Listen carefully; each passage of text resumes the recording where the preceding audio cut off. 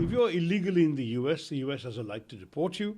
And if your identity as an Indian is confirmed, then India has an obligation to accept you. It wasn't good to hear that they were brought back forcibly in a military plane and handcuffed and so on. That was quite unnecessary. If you want to do a mass deportation, do civilian charters. That would have been the more humane thing to do. They have no bad intentions. They're not criminals. They're not convicted of anything else. They're there to make a better life for themselves. If you're illegally in the US has a right to deport you. And if your identity as an Indian is confirmed, then India has an obligation to accept you. So in both cases, there really isn't very much debate.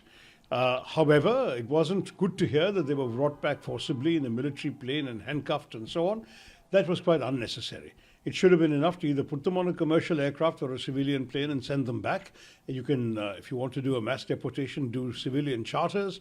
That would have been the more humane thing to do. They may, strictly speaking, have broken your laws by coming into your country, but by and large, they have no bad intentions. They're not criminals. They're not convicted of anything else. They're there to make a better life for themselves, which they have done by violating your laws. So you can send them out, no problem. But handcuffing them and putting them in a military aircraft and sending them in this way, I think India should say that this is not entirely advisable. Parliamentary Standing Committee on External Affairs, you are heading that, and is there a response from MEA to the panel that they are working on a law for safe immigration? Your thoughts regarding that, and is that true? First of all, what goes on in the committee is not supposed to be discussed publicly, but I should say that the question of an immigration bill has been public knowledge for several years. When I chaired the committee from 2014 to 19, I had asked for an immigration bill because the existing immigration bill in India is 1983 and it's grossly out of date. It has not done anything to take into account the realities of immigration in the last 40 years. And therefore, an updated bill was necessary. It needs to take into account the various challenges that have arisen in recent years that we have seen. Deportations of illegal migrants is only one part of it, but safe and orderly and legal migration, migration of guest workers with a right to come back, migration of people for permanent settlement, migration of those going, for example, to countries like the Gulf where they're taken in bulk by contract laborers. What are their rights? What are the privileges? What are the duties of the embassies in all these places? There are a number of issues. It's not a small matter.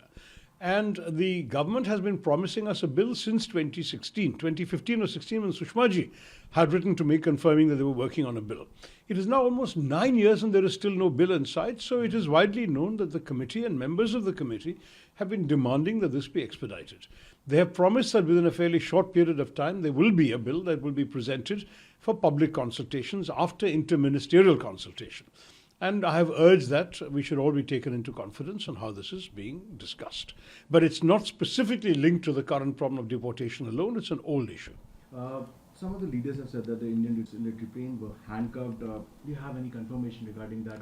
Well, people say they've seen pictures. I personally have not. I had a busy day yesterday. I didn't see any of the footage.